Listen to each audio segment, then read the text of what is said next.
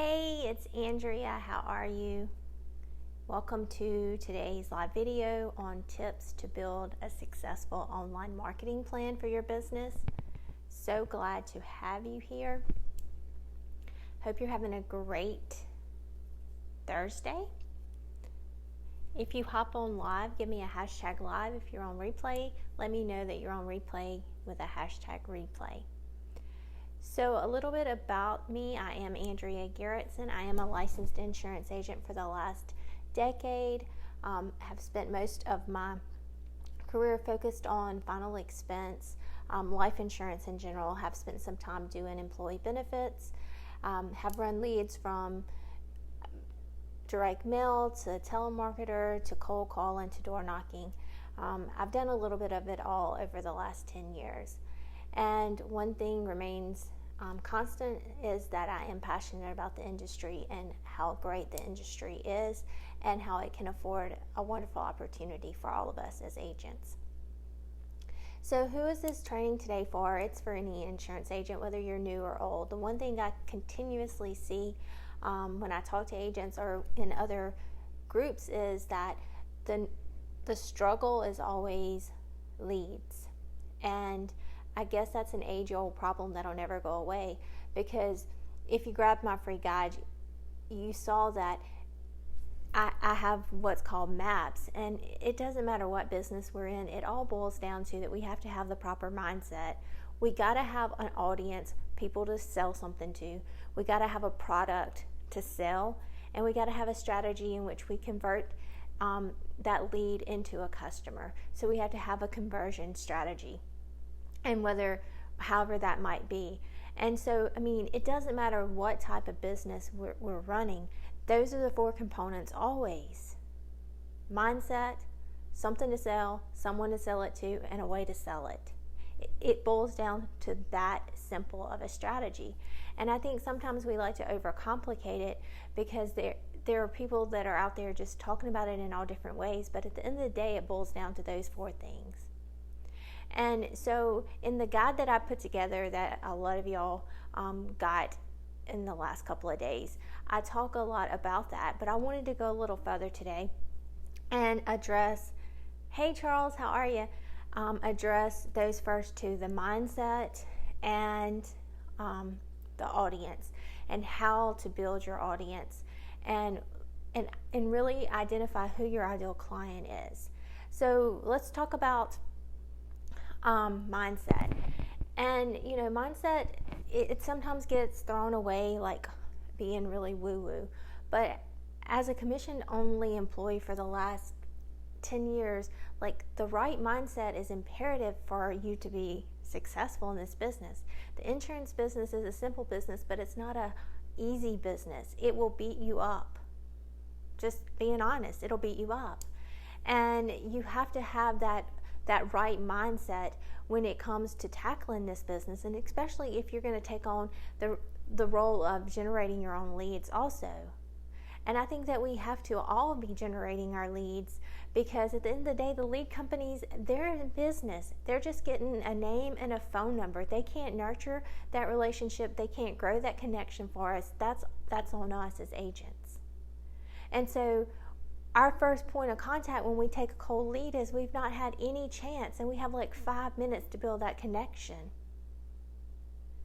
And when we generate our own leads and we're able to put ourselves out there, and we're able to put out content, and we're able to put out ads, and they're able to build that know, like, and trust factor with us along the way, it makes it a whole lot easier.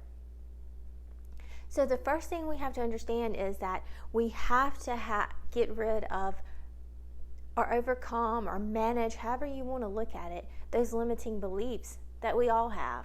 No matter how confident we all have some limiting beliefs. We have the self-doubt that comes in. We have the fear of showing up and being visible that we struggle with. I still struggle with it. I ran an insurance appointment this morning, and my customer's like, you really haven't over the years announced that you sold insurance. No. Because I spent so many years relying completely on a third-party lead company. And it makes me sick to my stomach to think of the people that I didn't help because I couldn't get over my insecurities of putting myself out there. I was talking to someone yesterday, and they said that they were still struggling with being visible. And I'm like, it's a daily struggle for me. But we have to show up because there are so many people out there that need our services and need what we offer. And we can leave them in a better place than we found them if we treat them right. So we have to overcome and manage those limiting beliefs that may be stopping us from showing up to do our marketing. We have to also, for a lot of us, if we grew up in a blue collar home, sometimes it's in our mind that you have to be working really, really hard. Like that's considered work. And, obviously you're not doing a lot of sweating and hard work when it comes to selling insurance, but it's work. And sometimes it takes a shift in our mindset on what work is, that it has to be hard, it has to be physical, to accept that what we do is important. We have to take on that mindset of abundance, because we can get caught up in the leads, and even if we're generating our own leads, we can get caught up and focus so much on that one lead and what it cost us when we forget there's an abundance of money and people to serve. So we have to take on that abundant mindset so that we're not so focused on that outcome. We detach from the outcome, because we know that pretty much sales is a numbers game. If we see enough people, we're going to make a sale. We used to have a joke that you could send a dog in with an application to enough homes, and eventually there's going to be an application written, because it's a numbers game. And we have to learn to detach from that outcome of the appointment and the money and the sale, and think about that journey and get addicted to the activity. We have to learn to quiet those voices. Some of them are external, some of them are internal. For me, it's probably more the internal. All that negative self-talk that, I find myself doing, and I have to correct it, and I have to remind myself why I was created. I mean, I don't know anyone that doesn't deal with that from time to time. You have to keep it in check. And those external voices, you have to be so laser focused on your end goal of what your highest intention is, why you're doing what you're doing, what are you trying to accomplish, that all those voices from the stands, all you can see is the end zone. You're running just as hard as you can for that end zone. And all the screaming people on the sidelines, you're not hearing, because do they really get a say in what we do? So learn to quiet those voices, whether they're internal or external. And we have to have an audience. So we're in the right mindset, and now we have to think about our audience. Who is our audience? And I'm not talking about like strategies to grow the audience, which, I've talked about before. But today I want to talk about like who exactly is our audience. Who do we enjoy working with? Who do we want to work with? I mean, we're blessed with an array of products, a portfolio of products when it comes to having a product to sell. But, certain products are better for certain demographics. So with your products, who is it that you're wanting to sell to? And you've got to really get a good understanding of who your ideal client is. Because until you have an idea of who your ideal client is, your marketing efforts aren't going to be successful. One, you don't know your message without knowing who you're trying to sell to. When you try and speak and sell to everyone, you end up speaking and selling to no one, because it's so confusing. They don't know that you're talking to them. If you had dog food, would you market to cat owners? No, because they wouldn't relate to your message. So you've got to know who you're speaking to. And I have a worksheet. I'm going to upload it into a units tab, and I'm going to go through it today, where you're working through building out who your ideal client is. You might think that, Andrea, this sounds silly. This is a waste of time. But I promise you, unless you know who you're talking to, what their struggles are, really understand what they're struggling with so you can speak to that. You want your clients, your audience to think, man, they're in my head. I was just thinking that. I mean, the senior market is going to be having different struggles than a young couple that just got married if you're dealing with life insurance. Me, I have a daughter who is about to be driving, so don't you think that I'm in a situation where I'm worrying and I'm thinking about coverage on a 16-year-old, auto coverage, those kind of things. If that was my ideal client, then I would want to speak to that. But if that's my ideal client and I'm talking to retired people, it's not going to resonate. So you have to understand who it is exactly that you want to work with. How old are they? Are they married? Are they single? Do they have kids? What's their employment status? What problems are they having? Sometimes they don't even know they're having a problem. But you've dealt with enough people to know the problems that your ideal client is having. Make a list of that. What are their interests? What do they like to do? Where do they hang out? Because if you can figure out where they're hanging out online, you can go to where they are and start showing up and being omnipresent so that they think that you're everywhere they are. Who do they follow? What type of pages do they follow? Because you can go to those pages, you're going to find some of your ideal clients hanging out there. If my mom was my ideal client, I know that she is hanging out on every political site there is because that's what she consumes her time with. What are their pain points? What are they struggling with in their finances? Do they not have enough coverage? Do they have coverage and it's possibly the wrong kind? Are they wanting to leave money for a legacy for their family? What are their struggles and their pain points? Where are they at right now in their financial situation? Do they have the money? Do they have money that maybe they want to overfund an IUL? Or are they looking at an annuity? Where are they at in their financial situation? What are their goals for protection? Why are they wanting to get protection? What books do they read? Podcasts. Because you can go and find them there. Start interacting with them. People are going to be curious. They're going to come and take a look at your profile. And if your profile is optimized, then that leads you into another conversation.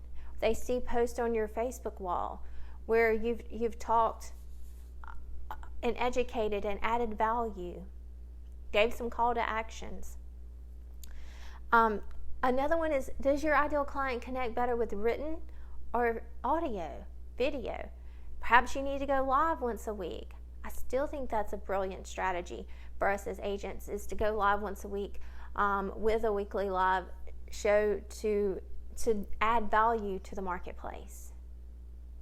It's all about reciprocation. If I give and you receive, then you're going to feel obligated because of the law of reciprocation. What is your ideal client's core problem? Using one sentence in their voice, in their words. So when you start putting out content and post, that it's in their minds that, oh my gosh, he or she knows exactly what I'm thinking. Have you ever thought that? You're reading something and you're like, oh my gosh, I was just thinking that. That's a good marketer that can get in your head. Because as different as we are as humans, we're basically all the same. We still have the same fears. And you got to remember that people are always trying to move away from pain towards pleasure. That's the two things. Moving away from pain and moving towards pleasure. So if you can really, obviously, insurance solves the pain. So if you can identify what those pains are for your clients, so you can start speaking to them, so you can start addressing in your content those objections and those myths about the industry or policies or the pitfalls of the industry. You can start addressing all the things that you've heard in appointments. And so when you reach the point that you're actually setting an appointment and you're talking with them, then you don't have to overcome those because you've already overcome them in your content. But if you don't know what those objections and all those thoughts are because you haven't done your market research or you haven't taken the time to sit and think about it and ask yourself those questions, because if we run any appointments, we know what they're thinking. They tell us. Think about it. Fill out this form. Get a good idea about who your ideal client is, who it is that you're wanting to serve. And really focus in on that one person in your marketing efforts. Because even if you're setting up Facebook ads, you've got to know who your ideal client is for your targeting. You see how it all ties together? Without knowing who you're trying to sell to, like, your ads aren't going to be successful because your targeting isn't going to be on and your message isn't going to appeal to your audience. So it all starts with knowing who you are trying to sell to.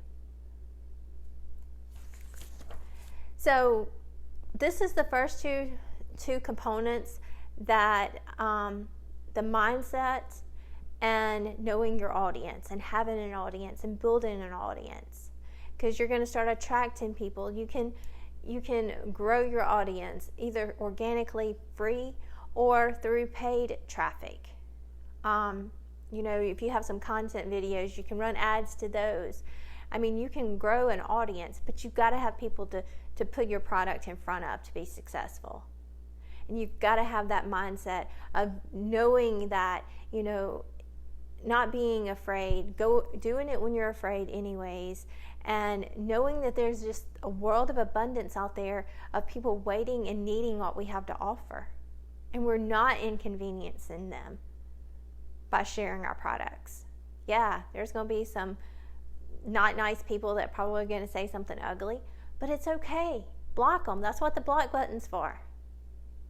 There's more people that need what we have to offer than don't. And the truth of the matter is, the ones that say ugly things, they probably need it more than the other ones, but it's their ego getting in the way. And we've talked about ego before. The ego is what protects us from the child in us, and it's hitting a nerve with them. And that ego steps up and boom, they post ugly comments. Block them, release them, and move on with your marketing strategy, because at the end of the day, we have a bigger goal. We have a higher intention with our life. And we have the tools and resources to create that life. So next week, I'll cover those next two products, like choosing products and making it more than just a product, like actually creating an offer for your clients.